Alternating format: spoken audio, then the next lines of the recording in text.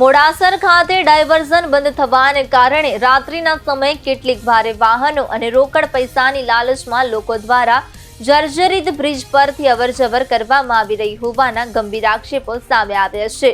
નોંધનીય છે કે આ બ્રિજ પર જિલ્લા કલેક્ટર દ્વારા ઓવરલોડ અને ભારે વાહનોની અવરજવર પર કડક પ્રતિબંધ મૂકવામાં આવ્યો છે।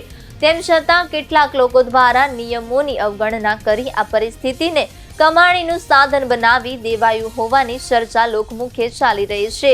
રાત્રિના સમયે આ પ્રકારની ગેરકાયદેસર અવરજવર થતી હોવાની માહિતી સ્થાનિકોમાં ચિંતા ઊભી કરી રહી છે। જર્જરિત બ્રિજ પરથી ભારે વાહનો પસાર થવાને કારણે કોઈ પણ સમયે મોટી દુર્ઘટના સર્જાય તેવી ભીતિ વ્યક્ત કરવામાં આવી રહી છે। સ્થાનિક ગ્રામજનો દ્વારા તંત્ર પાસે રાત્રિ દરમિયાન કડક પેટ્રોલિંગ, જવાબદાર વ્યક્તિઓ સામે કાયદેસરની કાર્યવાહી અને બ્રિજ પર સંપૂર્ણ નિયંત્રણ મૂકવાની માંગ ઉઠાવવામાં આવી રહી છે।